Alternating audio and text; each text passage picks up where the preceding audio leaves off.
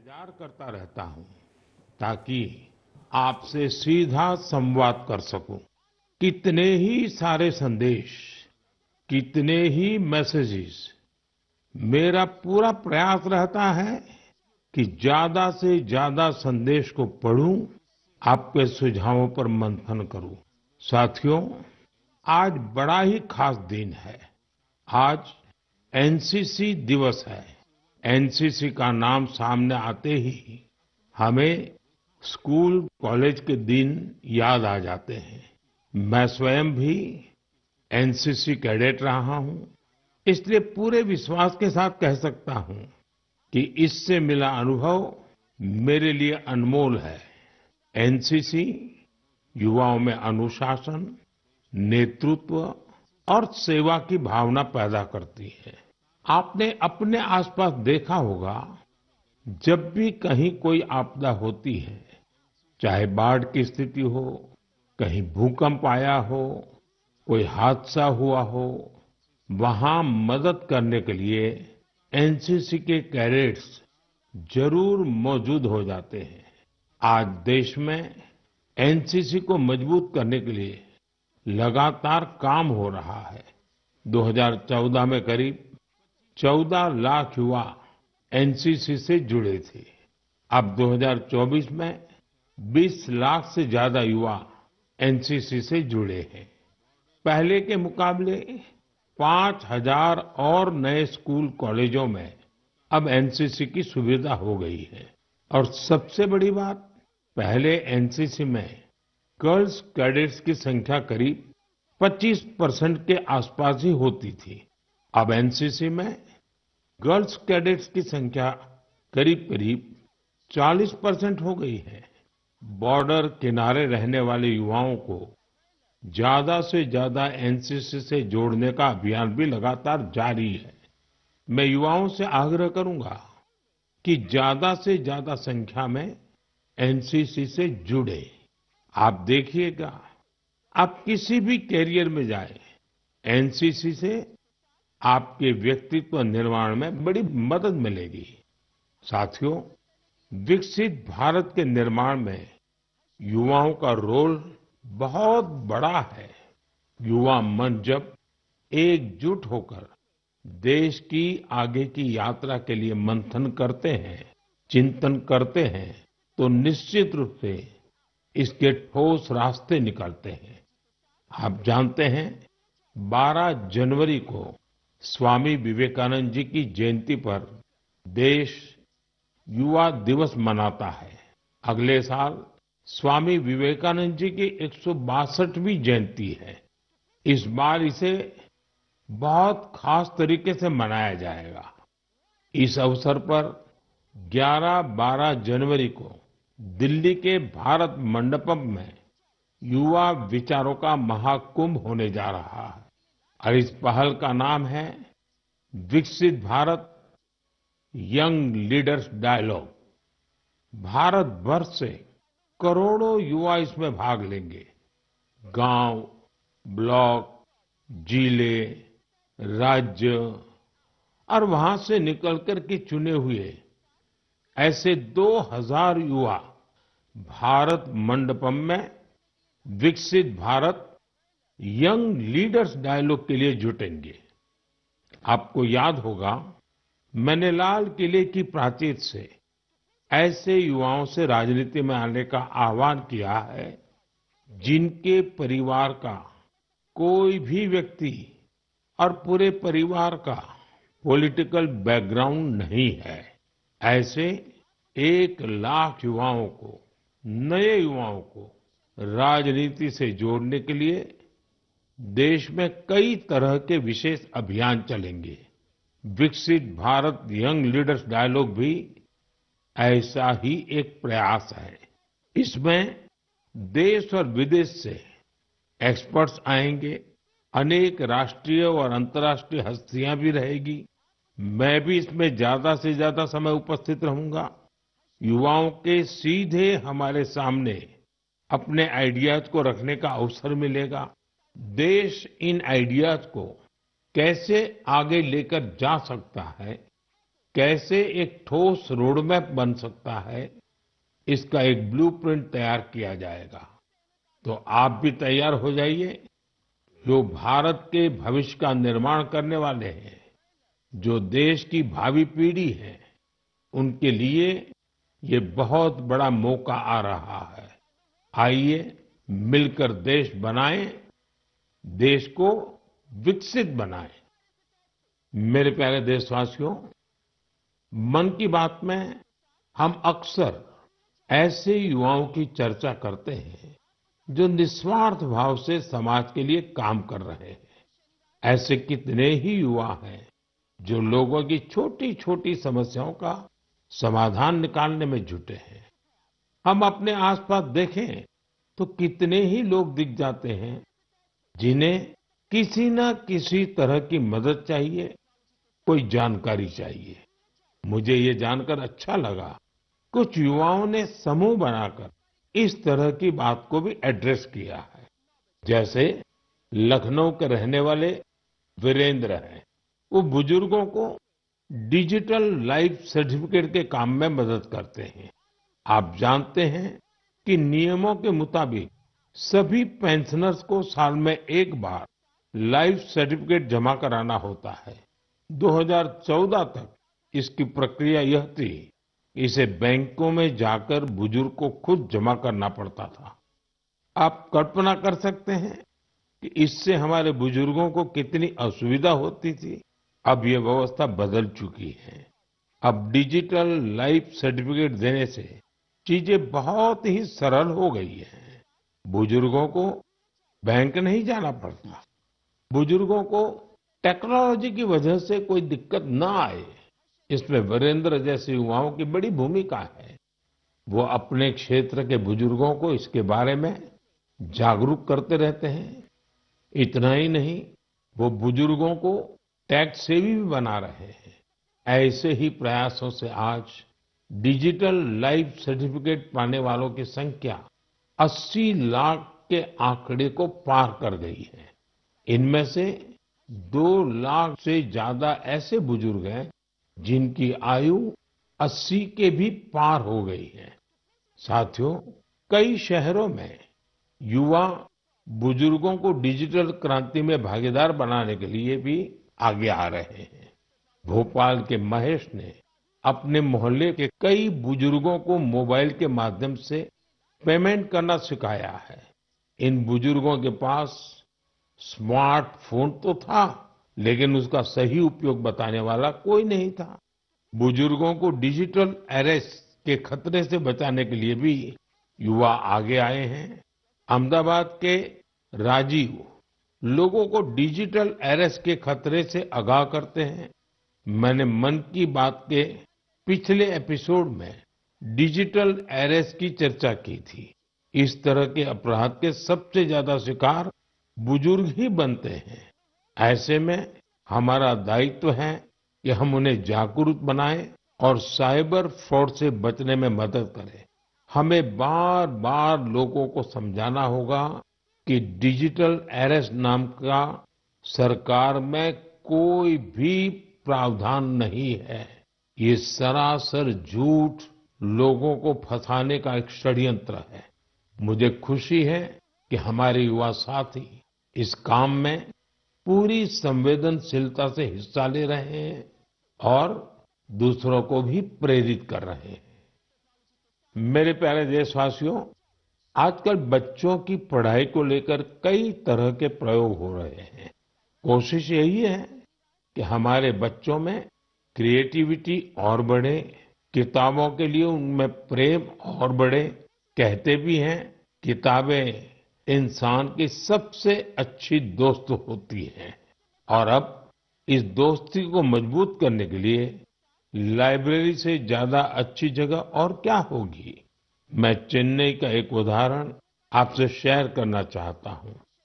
यहाँ बच्चों के लिए एक ऐसी लाइब्रेरी तैयार की गई है जो क्रिएटिविटी और लर्निंग का हब बन चुकी है। इसे प्रकृत अरिवगम के नाम से जाना जाता है। इस लाइब्रेरी का आइडिया टेक्नोलॉजी की दुनिया से जुड़े श्रीराम गोपालन जी की देन है। विदेश में अपने काम के दौरान वे लेटेस्ट टेक्नोलॉजी की दुनिया से जुड़े रहे, लेकिन वो बच्चों में पढ़ने और सीखने की आदत विकसित करने के बारे में भी सोचते रहे। भारत लौटकर उन्होंने प्रकृत अरिवगम को तैयार किया।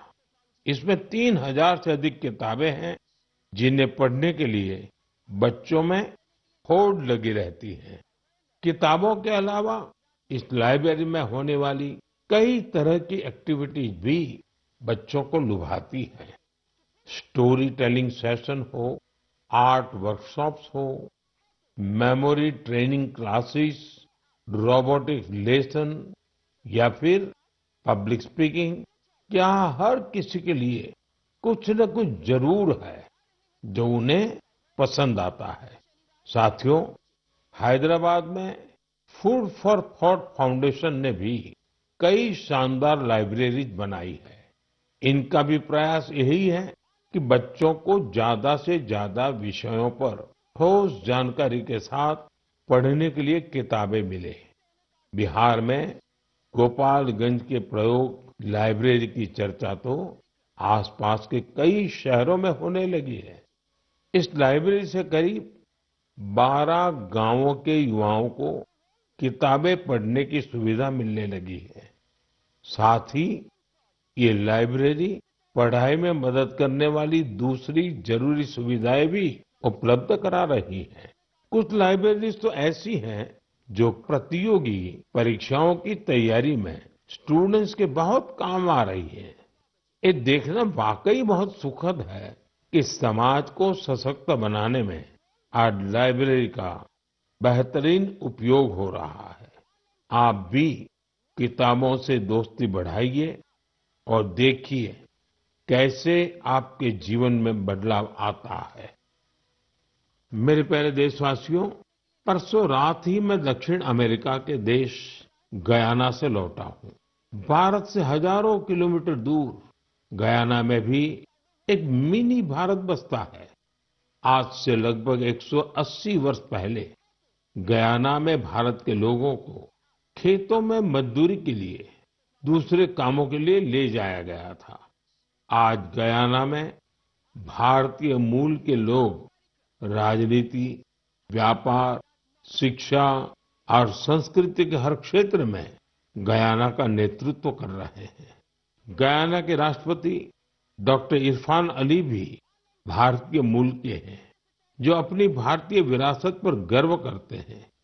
जब मैं गयाना में था, तभी मेरे मन में एक विचार आया था, जो मैं मन की बात में आपसे शेयर कर रहा हूँ। गयाना की तरह ही दुनिया के दर्जनों देशों में लाखों की संख्या में भारतीय हैं। दशकों पहले की, 200-300 साल पहले की उनके पूर्वजों की अपनी कहानियां हैं।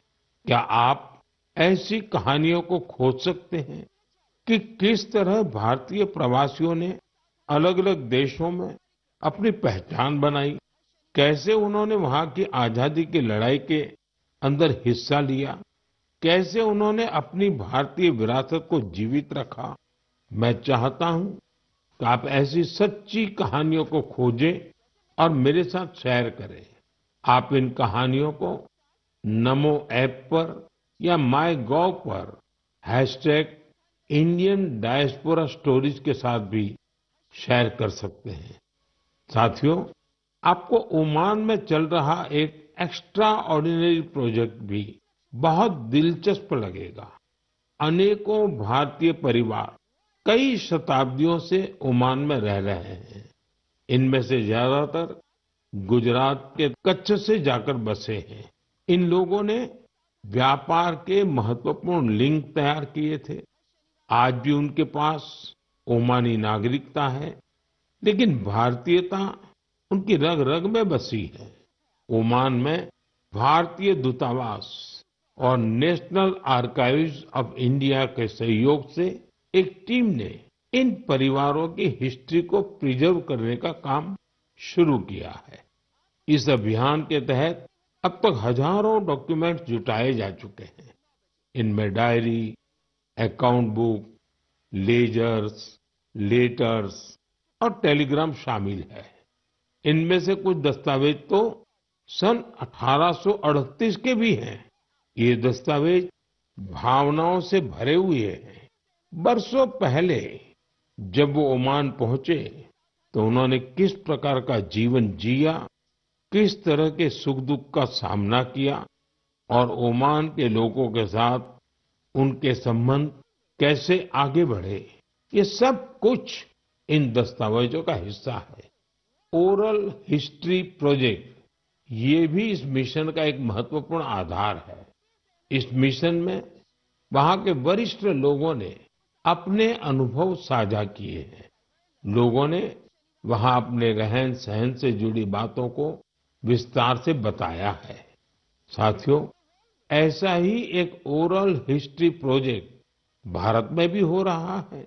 इस प्रोजेक्ट के तहत इतिहास प्रेमी देश के विभाजन के कालखंड में पीड़ितों के अनुभवों का संग्रह कर रहे हैं। अब देश में ऐसे लोगों की संख्या कम ही बची है जिन्होंने विभाजन की विभीषिका को देखा है। ऐसे में यह प्रयास और ज्यादा महत्वपूर्ण हो गया है। साथियों, जो देश, जो स्थान अपने इतिहास को संजो कर रखता है, उसका भविष्य भी सुरक्षित रहता है। इसी सोच के साथ एक प्रयास हुआ है जिसमें गांवों के इतिहास को संजोने वाली एक डायरेक्टरी बनी है। समुद्री यात्रा के भारत के पुरातन सामर्थ्य से जुड़े साक्ष्यों को सहेजने का भी अभियान देश में चल रहा है। इस कड़ी में लोथल में एक बहुत बड़ा म्यूजियम भी बनाया जा रहा है। इसके अलावा आपके संज्ञान में कोई मैन्यूस्क्रिप्ट हो, कोई ऐतिहासिक दस्तावेज हो, कोई हस्तलिखित प्रत हो, तो उसे भी आप नेशनल आर्काइव्स ऑफ इंडिया की मदद से सहेज सकते हैं।